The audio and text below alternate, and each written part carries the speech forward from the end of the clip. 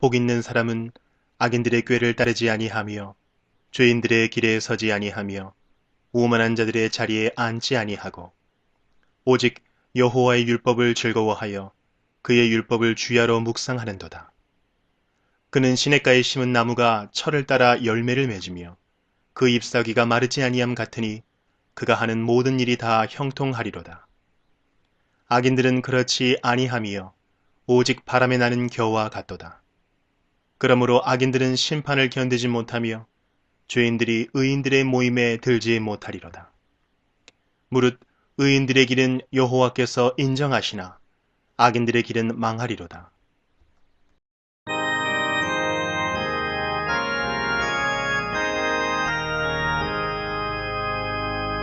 만복의 근원 하나님 온 백성 찬송 드리고 천천사여 찬송하세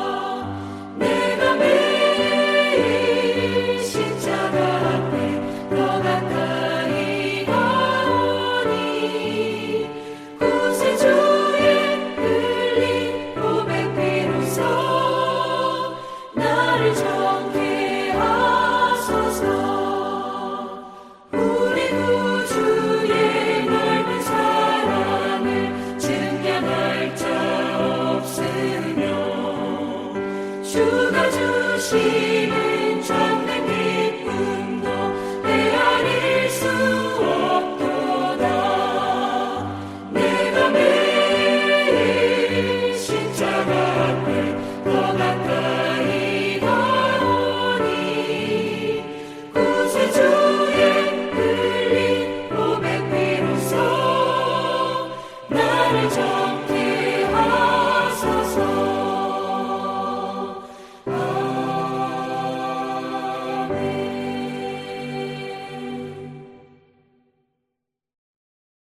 오늘은 고린도전서 6장 1절부터 살펴보도록 하겠습니다. 1절에서 11절까지는 성도들 간의 송사 문제에 관해 말씀하고 있습니다. 모든 사람이 완전하지 못하기 때문에 어느 가정이나 어느 공동체나 문제가 생길 수 있습니다. 아시다시피 교회 공동체도 온전하지 못하기 때문에 성도 간의 문제가 생길 수 있습니다. 그러니까 하나님을 믿는 사람들이 모인 교회라 할지라도 아직 불완전한 사람이기 때문에 언제나 어디서나 다툼과 분쟁이 있을 수 있다라고 말씀하고 있습니다. 그래서 중요한 것은 교회에서 성도 간의 다툼과 분쟁이 발생했을 때 어떻게 해결하느냐가 중요합니다. 바울은 이 문제를 세상의 지혜로 또는 세상의 법정에서 해결하고 판단하고 재판해서는 안 된다. 반드시 교회에서 하나님의 말씀을 기준으로 하나님의 지혜로 해결할 수 있어야 한다 라고 본문에서 말씀하고 있습니다. 우리 함께 1절부터 보도록 하겠습니다. 1절입니다. 너희 중에 누가 다른 이와 더불어 다툼이 있는데 구태여 불의한 자들 앞에서 고발하고 성도 앞에서 하지 아니하느냐. 본문은 성도와 이방인, 즉 성도와 믿지 않는 사람들과의 다툼을 말씀하는 것이 아니라 성도와 성도와의 다툼을 말씀하는 것입니다. 그리고 여기 불의한 자들이라고 번역한 헬라어 톤 아디코는 하나님을 부인하는 세상의 재판관들을 이야기합니다. 그러니까 성도 간의 다툼을 교회 안에서 스스로 해결하지 못하고 하나님도 알지 못하고 부인하는 세상 법정의 재판관들에게 서로 고발하고 그들의 재판을 받고 있느냐라고 책망하고 있는 것입니다. 2절에서 4절입니다. 성도가 세상을 판단할 것을 너희가 알지 못하느냐. 세상도 너희에게 판단을 받겠거든 지극히 작은 일 판단하기를 감당하지 못하겠느냐. 우리가 천사를 판단할 것을 너희가 알지 못하느냐. 그려하거든 하물며 세상 일이랴.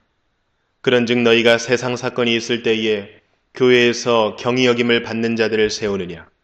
2절 말씀에 성도가 세상을 판단하고 세상도 우리에게 판단을 받는다는 것입니다. 이 말씀은 성도들이 세상의 죄악된 행위와 가치관을 분별하고 판단할 수 있는 영적 권위와 능력을 가지고 있음을 의미하고 하나님께서 세상 판단하는 것을 성도들에게 허락하셨다는 것입니다. 그러니까 판단한다는 것은 단순히 법정에서 판결을 내리는 것을 넘어 세상의 행위와 가치관이 하나님의 뜻에 부합하는지 여부를 분별하고 판단하는 영적인 권위를 의미합니다. 그리고 하나님의 말씀, 곧 성경의 가치관을 가지고 하나님께서 어떤 마음을 가지고 계시는지를 성경을 통해 바르게 분명하게 알고 있는 성도라면 세상의 옳고 그름을 판단할 수 있는 이치에 있다는 것입니다. 심지어 3절에 기록된 하나님 편에서 일하고 있는 전사인지 아니면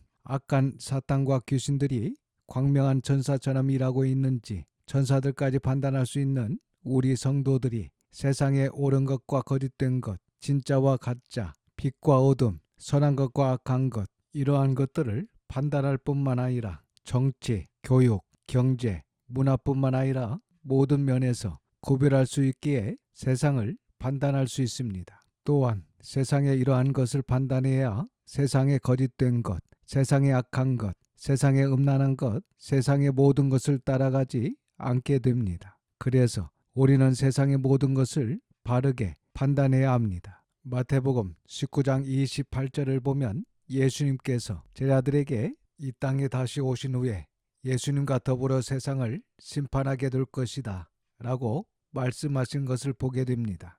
이와 같이 우리 성도들 역시 예수님을 구주로 믿고 하나님을 아버지라고 고백하는, 그리고 성령님께서 우리 안에 거하시는데 2절에 기록된 것처럼 교회 안에 지극히 작은 사소한 일을 스스로 해결하지 못하고 세상 법적으로 가져가 교회에 부족하고 연약한 것을 알려서 세상 사람들이 교회를 비난하게 만들고 오히려 하나님의 영광을 가려서는 안 되는 것입니다. 4절에 세상 사건은 성도 간의 송사 문제를 이야기합니다. 그리고 교회에서 경히 여김을 받는 자는 곧 교회가 인정하지 않는 세상 재판관들을 이야기합니다. 그러니까 성도 간의 송사 문제를 하나님으로부터 의롭다함을 받지 못한 사람들, 즉 세상 법의 잣대로 재판하는 사람들에게 맡기는 것은 교회가 할 일이 아니다 라는 것을 계속해서 말씀하고 있는 것입니다. 그러니까 우리가 판단할 수 있는 이런 성도 간의 지극히 작은 일들을 가지고 세상 법정에 가는 것은 옳지 않다, 이렇게 책망하고 있는 것입니다. 그러면서 심지어 5절 이하에서 이렇게까지 말씀합니다. 5절에서 8절입니다. 내가 너희를 부끄럽게 하려 하여 이 말을 하노니 너희 가운데 그 형제간의 일을 판단할 만한 지혜 있는 자가 이같이 하나도 없느냐. 형제가 형제와 더불어 고발할 뿐더러 믿지 아니하는 자들 앞에서 하느냐. 너희가 피차 고발함으로 너희 가운데 이미 뚜렷한 허물이 있나니 차라리 불의를 당하는 것이 낫지 아니하며 차라리 속는 것이 낫지 아니하냐. 너희는 불의를 행하고 속이는구나. 그는 너희 형제로다.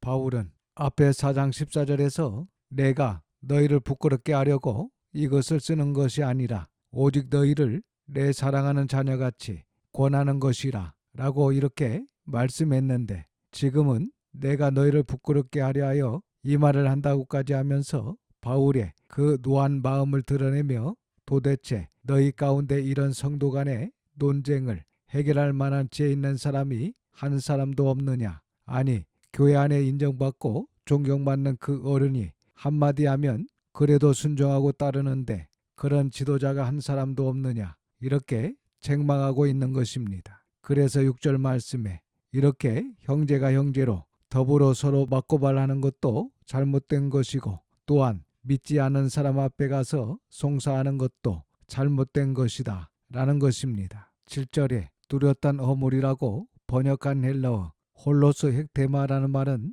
완전한 결점이라는 뜻입니다. 그러니까 이렇게 성도가 다툼을 멈추지 않고 서로 맞고발하는 자체가 이미 그들에게는 부인할 수 없는 세상 사람들에게 완전한 흠을 보였다는 것입니다. 그러므로 그렇게 하는 것보다는 모든 일을 하나님께 맡기고 차라리 불을 당하고 속는 것이 더 낫다라고 말씀하고 있는 것입니다. 그렇습니다. 만일 교회 안에서 이러한 일이 일어났을 경우 차라리 손해보고 속아주는 것이 낫지 서로 끝까지 막생대해서 싸우고 고발하여 하나님의 영광을 가리는 그런 성도가 되어서는 안 된다는 것입니다. 이러한 말씀을 통해 우리 교회 안에서 어떠한 자세로 신앙생활해야 하는지 다시 한번 우리 자신을 돌아볼 수 있기를 바랍니다. 그리고 8절 말씀을 보면 당시 고린도 교회 성도들이 서로 세상 법정에 고발하는 것은 불의를 행하는 것이고 서로 속이는 그러한 짓을 하고 있다는 것입니다. 그러나 그 상대는 바로 그리스도 안에서 한 형제가 된 너희 형제라는 것입니다. 그렇습니다. 우리는 주 안에서 한 가족이며 한 지체이며 한 형제입니다. 그래서 우리가 가정에서 자식들에게 속아주고 손해보듯이 성도들 간에 서로 부족하여 교회 안에서 혹은 문제가 있게 되면 서로 이해하고 한 형제로 생각해야 한다는 것입니다. 9절에서 11절입니다. 불의한 자가 하나님의 나라를 유업으로 받지 못할 줄을 알지 못하느냐. 미혹을 받지 말라. 음행하는 자나 우상 숭배하는 자나 간음하는 자나 탐색하는 자나 남색하는 자나 도적이나 탐욕을 부리는 자나 술 취하는 자나 모욕하는 자나 속여 빼앗는 자들은 하나님의 나라를 유업으로 받지 못하리라. 너희 중에 이와 같은 자들이 있더니 주 예수 그리스도의 이름과 우리 하나님의 성령 안에서 씻음과 거룩함과 의롭다 하심을 받았느니라. 여기서 불우한 자는 먼저 앞에서 이야기한 성도 간에 다투고 고소하는 그것을 불의라고 정의하고 있습니다. 그래서 이러한 불의를 저지른 자는 하나님 나라를 유업으로 받지 못한다 라고 말씀하고 있습니다. 이것이 교회에서 송사 문제에 대한 바울의 마지막 권면입니다. 그리고 두 번째는 9절 중반절에서 10절에 열거되어 있는 그러한 사람들이 불의한 자인데 먼저 미혹을 받지 말라는 말은 속지 말라라는 뜻입니다. 그러니까 죄 가운데 있으면서 죄를 짓고 있으면 구원을 얻고 천국에 들어가리라고 생각하는 것은 마귀에게 속는 것입니다. 그래서 이러한 음행하는 자, 우상 숭배하는 자, 간음하는 자, 탐색하는 자, 여기 탐색하는 자는 헬라어로 말라코스인데 이 말은 변태적인 호색을 이야기합니다. 그리고 남색하는 자, 남의 것을 도둑질하는 자, 탐욕을 부리는 자, 술 취한 자, 모욕하는 자, 속여 뺏는 자, 이런 사람들은 하나님 나라를 유업으로 받지 못할 것이다.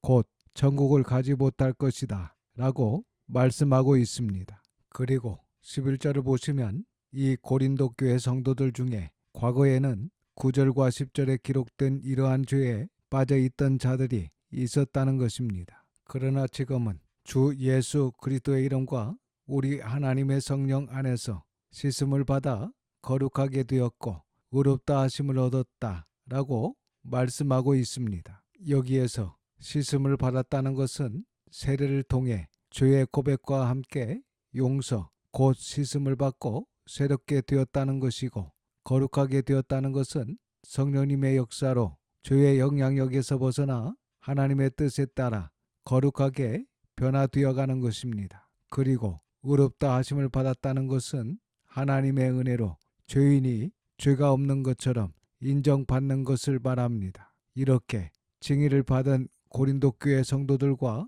우리는 성화를 위한 거룩한 삶을 살아야 한다고 말씀하고 있습니다. 그래서 불의를 행하며 죄 가운데 머물러 있어서도 안 됩니다. 교회 문제를 세상에 알려 하나님의 영광을 가려서도 안 됩니다. 세상은 수단과 방법을 가리지 않고 교회의 흠을 찾아 비판하고 조롱하고 있습니다. 우리 성도는 세상 사람과 함께하여 교회를 조롱하고 비판해서도 안 되고 교회 안의 부족과 연약함을 사람들에게 알려 교회를 조롱하고 비판하게 해서는 안 됩니다. 또한 어른들의 문제를 아이들에게 알리게 되면 그 아이가 교회의 부정적인 마음을 가지게 되며 바른 신앙으로 성장하기가 어렵습니다. 우리는 거룩한 자입니다. 주님의 몸된 교회를 지켜야 합니다. 교회에서 해결할 수 있는 것은 교회에서 지혜롭게 해결하는 거룩하고 의로운 삶을 살아야 하는 것입니다. 그리고 이 시간 우리도